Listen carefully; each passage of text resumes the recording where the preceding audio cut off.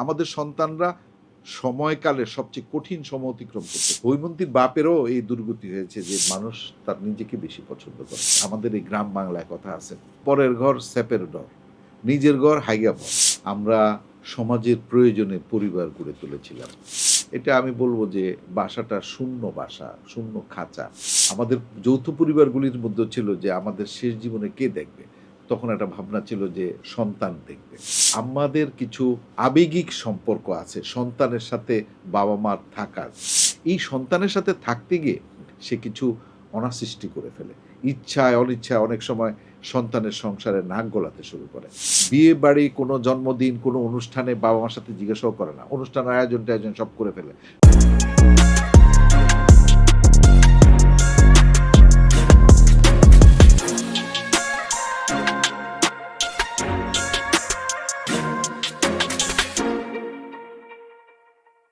সবাইকে স্বাগতম nutrient care presented podcast বয়সের খুঁটিনাটিতে। আজকে আমাদের সাথে আছেন মিস্টার হাসান আলী। তিনি হচ্ছেন গবেষক, সংগঠক এবং লেখক প্রবীণ বিষয়ে। আমরা আজকে কথা বলবো মিস্টার হাসান আলীর সাথে, যিনি কথা বলবেন সন্তানের সংসারে আসলে বাবা মায়ের ভূমিকাটা কী। আমরা এই বিষয়ে তার সাথে খুঁটিনাটি বিষয়গুলো জানবো। সন্তানের সাথে বাবা মা যখন থাকছেন তখন তাদের রোলস এবং রেসপন্সিবিলিটিগুলো কী হয়, সন্তানের এন্ড থেকেও সন্তান যখন বাবা মার সাথে থাকছেন সন্তানের কোন ধরনের রোলস রেসপন্সিবিলিটি থাকা দরকার, বাবা মায়ের সাথে দায়িত্বের জায়গাটাকে কীভাবে শেয়ার করবেন, ওয়ার্কিং এরিয়াগুলোকে কীভাবে শেয়ার করবেন, এই সব বিষয়ে বিস্তারিত কথা বলবেন আমাদের সাথে আজকে হাসান আলী ভাই।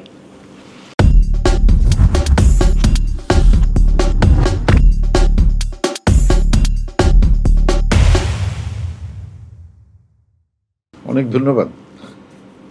আচ্ছা, আমাদের এই যে আমরা যখন বাবা মারা সন্তানের সাথে থাকছি তখন আসলে আমাদের বাবা মা এবং সন্তান উভয় ক্ষেত্রে আসলে কী ধরনের রোলস এবং রেসপন্সিবিলিটিগুলো হওয়া দরকার, বা আমাদের শেয়ারিং কেয়ারিংটা কীরকম হওয়া দরকার?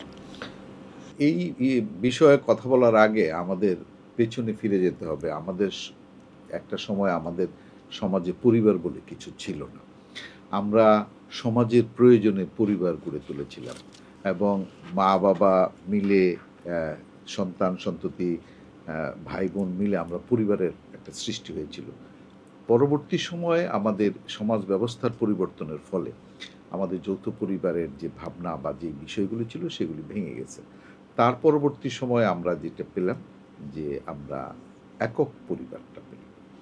তো আমাদের অনেকেরই জন্ম যৌথ পরিবারে। যৌথ পরিবারের উত্তাপ, ভালোবাসা, স্নেহ, মমতা, শাসন, এসবের মধ্য দিয়ে আমাদের বেড়ে ওঠা আজকে আমরা যারা এই ৬০, ৭০, ৮০ বছর বয়সে আছি তাদের এটা।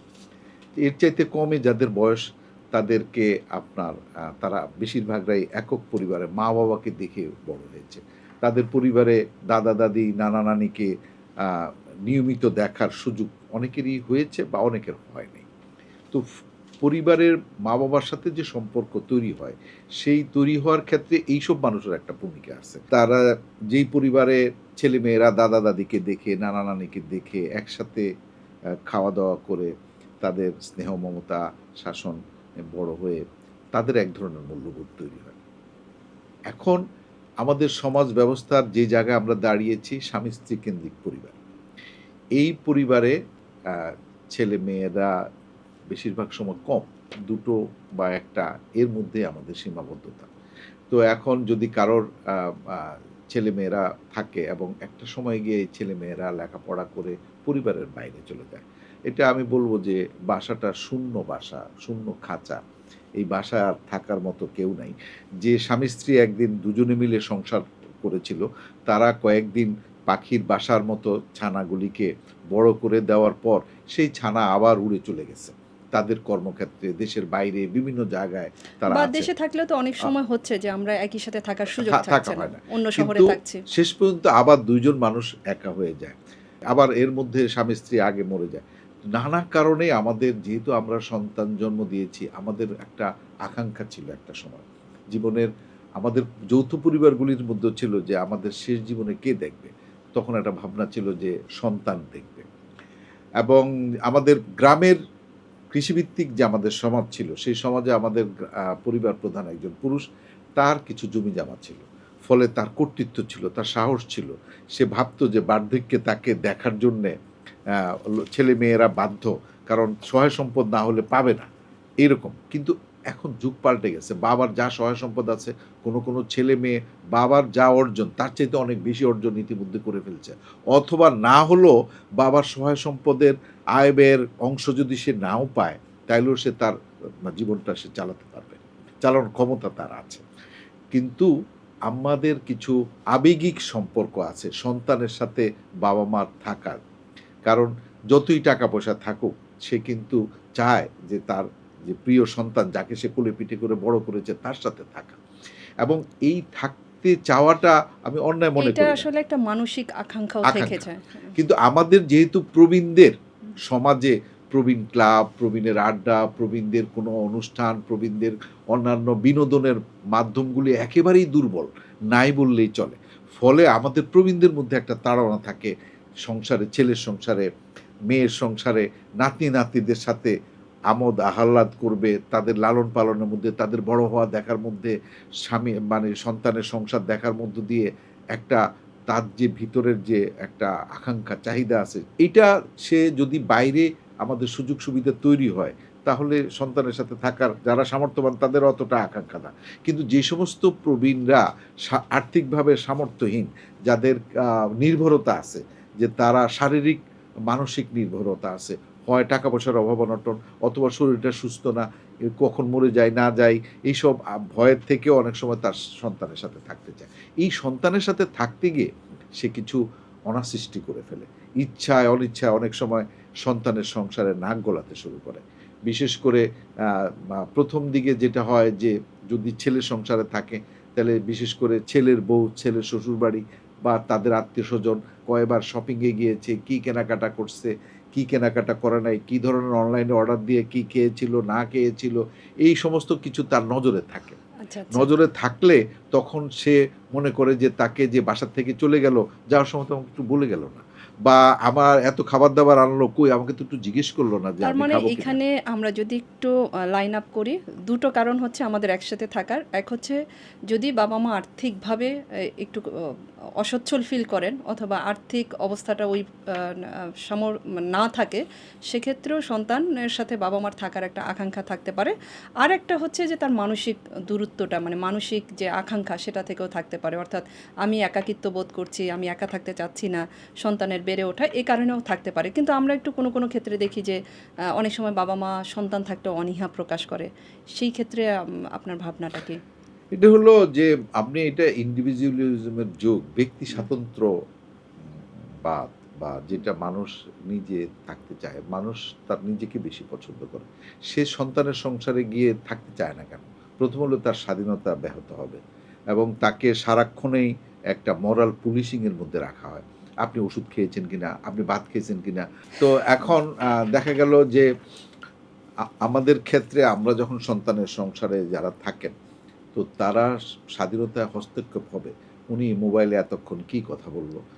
উনি কিন্তু যে ফেসবুকে বিষয়টা আসলে বললেন যে একটা মোরাল পুলিশিং বা তার প্রতি আলাদা টেক কেয়ারও আমরা এটাকে খুব পজিটিভলি বলতে এটা পারি। এটা আহ, টেক কেয়ার হবে না। টেক কেয়ার হলো যে তার উপর আমাদের আস্থা থাকে না। আমাদের সন্তানদের আমাদের উপর আস্থা থাকে না। যে আমরা যে তাদেরকে বড় করছিলাম, যে আমরা যে এখন এটা মানে হয়তো একটা বয়সের না, দাবিও এটা হতে বয়সের পারে। এটার জন্য না। ধরেন আমি রান্না-বান্না করতে পছন্দ করি। কোনো কারণে আমি যদি রান্নার ঘরে যাই, আমার ৮২ বছর বয়সী মা অন্তত ৫ বার ৭ বার আসে দেখতে, আমি যে ষাটোর্ধ্ব একজন মানুষ, আমি রান্না-বান্না করতে পারবো কিনা এই সন্দেহ তার যায় না। সে ৪ বার ৫ বার আইসা দেখে যে আমি রান্না করতে পারছি কিনা, কোনো সমস্যা হচ্ছে কিনা, এইটা সে আসে খোঁজ নিতে। কিন্তু আমার স্ত্রী যখন রান্নাঘরে থাকে, তখন তো উনি খোঁজ নিতে আসে না। কারণটা হলো উনি ধরেই নেয় যে সে হলো রান্না পারবে। ধরেই নেয় আমি পারবো। তার মানে এটা হলো মেন্টাল মেকআপ, মানুষের মানসিক অবস্থান, যে তার সন্তানরা এটা পারবে না, ওটা পারবে না। তো আমাদের যারা প্রবীণ থাকেন, তারা দেখা গেল যে রান্নাবান্নাও গেল, যে খাওয়াটা একটু লবণ কম হইছে, তেল বেশি, এত তেল দিয়ে কিভাবে খাবে?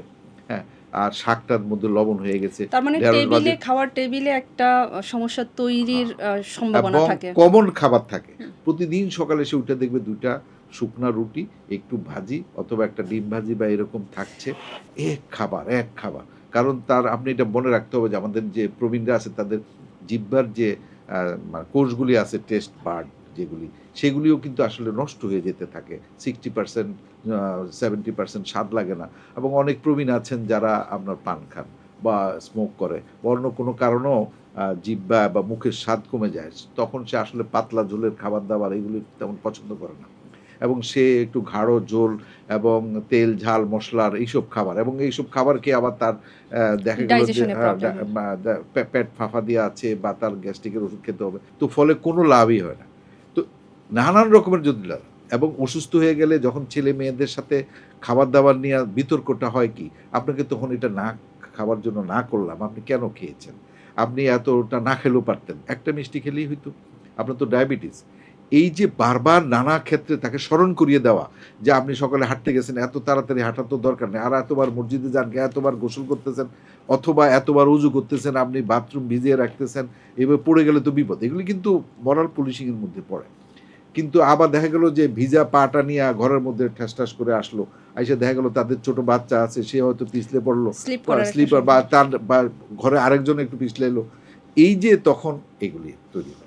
এবং আপনাকে একটা গ্রামের একটা কথা বলি। আমাদের এই গ্রাম বাংলায় কথা আছে, পরের ঘর স্যাপের ডর, নিজের ঘর হাইগা ভর। নিজের ঘরের ব্যাপারটা হলো যে ঘরটা অনেক সময় এই বয়সে আইসা পরিষ্কার পরিচ্ছন্ন রাখা সম্ভব না। যদি তার ছেলের সংসার থাকে, মেয়ের সংসার থাকে, আপনি চাদরটা বদলালেন না। আজকে তো ওয়াশিং মেশিনও দিতে পারতেন। হ্যাঁ, আপনার রুমটাও আপনি নিজেও তো একটু পরিষ্কার রাখতে পারেন। এই যে ওষুধ খেয়ে বা স্ট্রিপটা এখানে ফেলে রাখছেন, এইটাও তো এটা গিয়া ডাস্টবিনে। এই যে বারবার এগুলি বলার কারণে হয় কি, অনেকেই আর এসব পরিবারে থাকতে চায় না। থাকতে চায়। কিন্তু আবার আমাদের প্রবীণদেরও কিছু ত্রুটি বিচ্যুতি আছে। কি রান্না করবে, কাজের বুয়া এসে একবার জিজ্ঞাসা করবে বাড়ির যে ছেলের বউয়ের কাছে যে কি রান্না করবো আপা? তো সে একরকম বলবে। বাসায় যে বয়স্ক নারী থাকেন, বাবা-মা থাকেন, তাদের জিজ্ঞেস করবে যে, "খালাম্মা কি রান্না করবো?" তো উনি একরকম বলবে, উনি এরকম বলবে, "খালাম্মা তো আপা তো এরকম বলছে, তাহলে এটা এরকম।" তার মানে এটা একটা বিভেদের সৃষ্টি করে। একটা বাসায় এইভাবে হুম, থাকা, এটা হুম। বাসায় এগুলি খুব যন্ত্রণার একটা বিষয়। এখন ব্যাপারটা হয় কোথায়? এগুলির কারণে ডিপ্রেশন তৈরি হয়। রাগ ক্ষোভ বলতে পারে না, যাওয়ার উপায় নাই, গিয়ে কুই থাকবে, কি করবে? অথবা যাইতে দিচ্ছে না। ছেলে-মেয়েরাও যাইতে দিচ্ছে না যে বাড়ি গিয়ে কি করবে? সে নানান কথা বলে যে, "আমি একটু বাড়িতে এই ঘরে দম আটকে যাচ্ছে। আমি একটু বাড়িতে কয়টা দিন থেকে আসি। আমার মনটা ভালো লাগতেছে না। আমি একটু সবাইরে দেখে শুনে আসি।" এবং আমাদের ছেলে-মেয়েরাও যেটা করে না, বিয়ে বাড়ি, কোনো জন্মদিন, কোনো অনুষ্ঠানে বাবা-মার সাথে জিজ্ঞাসাও করে না। অনুষ্ঠানের আয়োজন-টায়োজন সব করে ফেলে।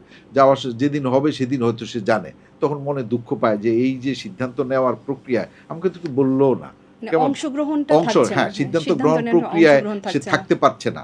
এই বাসায় কোনো কিছু কেনা হবে কিনা, ফার্নিচার বদলানো হবে কিনা, জানলার পর্দাটা পাল্টানো হবে কিনা, বা কে আসবে, কে যাবে, এগুলো জানানো হয় না বেশিরভাগ সময়। আচ্ছা তো সেই ক্ষেত এই সিদ্ধান্ত গ্রহণ প্রক্রিয়াও যখন থাকে না, তখন বাবা, এবং আমাদের আরো কিছু বাবা-মার সমস্যার মধ্যে একটা বড় সমস্যা হলো নাতি-নাতনিদের ব্যাপারে তাদেরকে তারা করে কি, যেহেতু ছেলের বউর সাথে বা ওদের সাথে একটু বনিবনা কম, তো তাদেরকে তারা একটু আশকারা দেয়।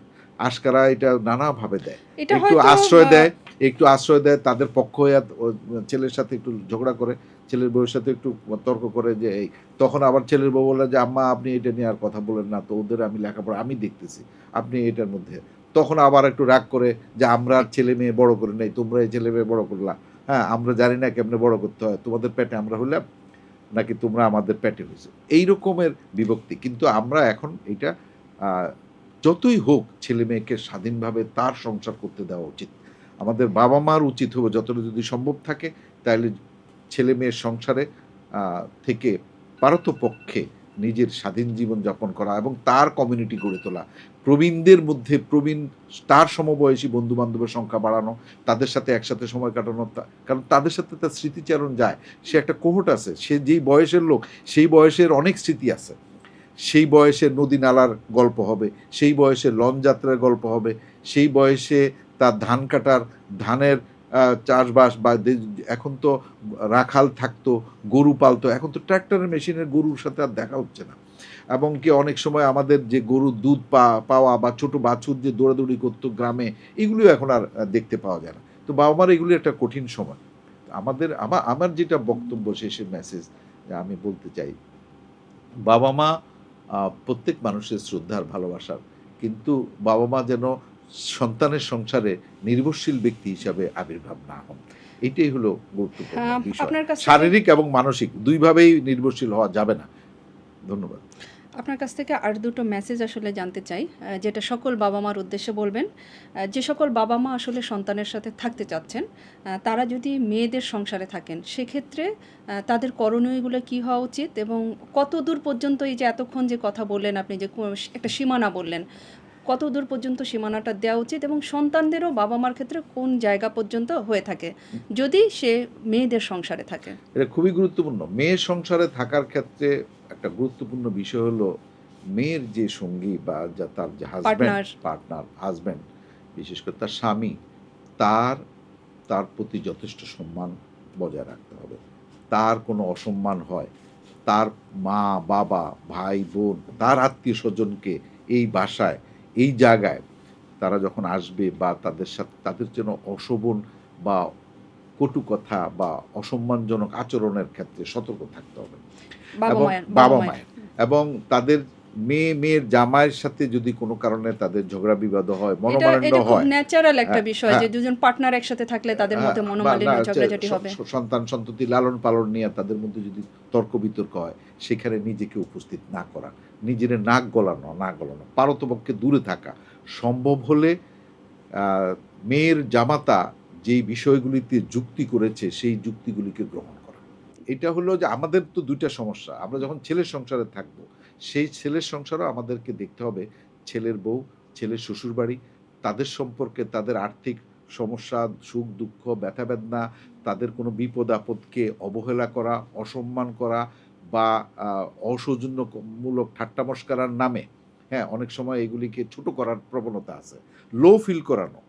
কেমন? অর্থাৎ আমার হ্যাঁ, ছেলের বউ যিনি আছেন হ্যাঁ। তার পরিবার সম্পর্কে যেন কোনো ধরনের অশোভন না, কোনো মতে এগুলি বলা উচিত না। আচ্ছা। এবং এমন অনেকেই আমাদের যৌতুক নেয় না।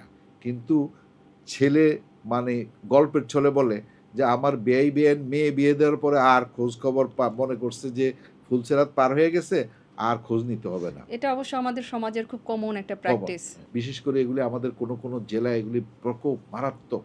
এগুলি আমাদের মানে আমাদের চিন্তায় আনতে হবে। আমাদের হৈমন্তীর বাপেরও এই দুর্গতি হয়েছে যে মেয়েরকে কিছু দিতে না পারার যে ব্যর্থতা, দুর্যোগ, এবং হৈমন্তীর আত্মহত্যার মধ্য দিয়েও সেটা বোঝা গেছে যে শ্বশুরবাড়ির মানুষরা কি চায়, তারাও গরিব ছিল না। আমরা অবশ্য এই জায়গা থেকে এখনো খুব বেশি, যদিও আমরা শহরায়নে আছি, আমাদের আরবায়ন হয়েছে, আমরা সভ্য সামাজিক জীবনে আছি, কিন্তু খুব বেশি প্র্যাকটিসগুলোর পরিবর্তন হয়নি। সেক্ষেত্রে আপনি যেটা বললেন যে অনেক সময় বাবা মা আমাদের সন্তানের জীবনটাতে ইন্টারফেয়ার করে, অথবা তার পার্টনার তার আত্মীয়স্বজন পরিবার নিয়ে ইন্টারফেয়ার করে, তখন এই সমস্যাগুলো হয়। সমস্যা হয় খাবার টেবিলে, আমরা হয়তো কেউ কারো মতামতকে শ্রদ্ধা করছি না, উনি কি চাচ্ছেন সেটাকে প্রায়োরিটি দিচ্ছি না। আমাদের আরেকটা প্রজন্ম যখন আসে, তখন হয়তো আমাদের চয়েসটা থাকে যে আমার বাচ্চা কেন্দ্রিক, আমার বাচ্চা কী খাবে, বাবার চয়েসটার থেকে বা মায়ের চয়েসটার থেকে আমার বাচ্চা চয়েসটাকে আমরা বেশি দিই, যে কারণে হয়তো খাবারের টেবিলেও একটা সমস্যা হয়ে থাকে। কিন্তু আপনি যেটা বললেন বাবা মায়ের সমস্যা, অপোজিট পক্ষ যদি আমরা দেখি, বাবা মাও কিন্তু সেম একটা ফিল করেন যে যখন তার ছেলের সংসারে আছেন, তখন নানান ক্ষেত্রে হয়তো ছেলে বা ছেলের বউ, তাদের যে আর্থসামাজিক অবস্থা, ওই বিচারের দায় আমাদের না। আপনাকে আমি এটা পরিষ্কার করে বলি যে সন্তান কি করবে, কেমন তার বাবা মার জন্য, এই হেদায়েত বা এই নসিহত আমরা চাই না। কারণ হলো কি, না না, ওদের জন্য আমাদের এগুলি কোনো কথা না। কথাটা হলো আমরা যেই রকম সময় আমাদের যৌবন যেই চ্যালেঞ্জ পার করে আসছি, আমাদের সন্তানরা তার চাইতে 20 গুণ 50 গুণ বেশি চ্যালেঞ্জ তারা ফেস করতেছে প্রতিনিয়ত। তাদের সংকট আমি দেখি। আমার আমার আমার মেয়ে কর্মজীবী মা, তাকে আমি দেখি সে কী পরিমাণ পরিশ্রম করে। আমার জামাতাকে আমি দেখি তারা কী পরিমাণ পরিশ্রম করে, যে তারা অনেক সময় এমন হয় যে তারা পরিবারের নিকটতম লোকের ফোন রিসিভ করতে পর্যন্ত পারে না, বা মনে করে যে আমি ফোন পরে করব। কিন্তু সেটা কখন করবে? তো আমরা যারা প্রবীণ আছি তারা সারাদিন বসে আছি, বসে থাকলাম যে কে ফোন করলো, কে করলো না, কে কারে কবে আমি উপকার করছিলাম, এখন আর নাম নেয় না। এই সমস্ত হিসাব নিকাশের দায় তার। আচ্ছা। আমরা এটা মনে করি না যে আমাদের সন্তানরা সময়কালের সবচেয়ে কঠিন সময় অতিক্রম করতেছে। আমাদের বাবা মার উচিত হবে তাদেরকে সহযোগিতার ভূমিকায় থাকা, তাদের কষ্ট কমিয়ে দেওয়া। তাদের সাথে যখন আমি থাকবো, তাদের কষ্ট কমানোর জন্য আমার উদ্দেশ্য থাকবে। তাদেরকে কষ্ট বাড়ানো যদি আমার উদ্দেশ্য থাকে, এমন একটা শব্দ বললাম, এমন একটা কথা বললাম, যে কথায় তার নির্ঘুম রাত কাটালো মানসিকভাবে, হচ্ছে। হ্যাঁ, এমন এমন সব মানে অনেক সময় এমন মানে অশ্রাব্য কথাবার্তা আছে যেটা, হ্যাঁ, ছেলেকে বলে যে তুই তো আর আমার ছেলে না, তুই এখন অমুক বাড়ির ছেলে বা অমুকের ছেলে, তোর শ্বশুর বাড়ি তোর কাছে গুরুত্বপূর্ণ। এটা কোনো গালি হবে না, এইটুক বলাই তো যথেষ্ট হবে, পুরো সংসার আগুন ধরে। এখন সেটার জন্য হবে কি, প্রতিদিন যে আমরা খাবার টেবিলে একসাথে বসে মানে খাবার গ্রহণ করতে পারি কিনা, এইটাই হলো আমাদের একটা পরিবারের শান্তির কতটা আছে না আছে সেটা। ঝগড়া বিবাদ থাকলে তো সবাই সবার প্লেট নিয়ে ভাত নিয়ে নিজের রুমে চলে যাবে, কেউ কারোর সাথে আর খাবে না। তাহলে না অবশ্য খাইলে তো ওই আর বাবা মা অবজেক্টিভটাও কষ্ট। আমরা ফুলফিল করতে পারলাম না, যখন বাবা মা আসলে আমি সন্তানের সাথে থাকলাম, সে ছেলে হোক অথবা মেয়ে হোক, তাকে সহযোগিতার জন্য থাকলাম, কিন্তু আসলে সেই সহযোগিতার বিপরীত যে ঘটনাগুলো ঘটছে সেটার যদি জন্ম দিই, তাহলে সেটা আসলে কোনোভাবেই একটা পরিবারকে যে বন্ধন আমরা চিন্তা করছি যে আমাদের এই যে একক পরিবার, আপনি একদম শুরুতেই বললেন যে আমরা একক পরিবারে এখন চলে গিয়েছি, সেই জায়গাটায় আসলে আমরা বঞ্চিতই থেকে যাব। এখন এখন যদি একজন প্রবীণ যদি ছেলে মেয়ের সংসারে গিয়ে তাদেরকে ব্যথা তৈরি করে দেয়, কষ্ট বাড়ায় দেয়, পেইন তৈরি করে, তাহলে তার ওইখানে থাকার দরকার কি? এবং আমরা সবসময় এটা মনে করি প্রবীণ যেখানেই থাকবে সে যেন নির্ভরশীল শারীরিক মানসিকভাবে থাকার চাইতে সক্রিয়ভাবে থাকবে, সে যেন পরিবারের জন্য সহায়ক হয়, সমাজের জন্য সহায়ক হয়। এখন জীবনের শেষ বেলায় সে এই মানে পরিবার পরিজন আত্মীয় স্বজন সবার জন্য সে ব্লেসিং, সে আশীর্বাদ হিসাবে সবার দুঃখ কষ্ট লাঘবে ভূমিকা রাখবে। এটাই হওয়া উচিত আমাদের বার্ধক্য। অনেক ধন্যবাদ হাসান ভাই। আমরা পরবর্তীতে হয়তো আপনার সাথে এই বিষয়গুলো নিয়ে আরও কথা বলবো, কারণ আপনি দীর্ঘদিন প্রবীণদের নিয়ে কাজ করছেন এবং আপনার অনেক লেখা, আমি নিজেও কিছু বই আপনার পড়ছি, তো আশা করা যাচ্ছে যে আপনি প্রবীণদের জন্য আরও কল্যাণমূলক কিছু কাজ করে যাবেন এবং আমরা আরও ভালো কিছু আপনার কাছে শুনবো। অনেক ধন্যবাদ। প্রতিটি প্রবীণ একটি চলমান গল্প, তাদেরকে আমাদের শুনতে হবে, জানতে হবে, তাদেরকে সম্মান করতে হবে। ফিরে আসবো বয়সের খুঁটিনাটির নতুন আরেকটি পর্বে, নতুন আরেকটি আলোচনায়। সে পর্যন্ত সবাই ভালো থাকুন, সুস্থ থাকুন, সক্রিয় বার্ধক্যে থাকুন। আমি আলিফা আফরোজ আজকের মতো এখানেই বিদায় নিচ্ছি। ধন্যবাদ।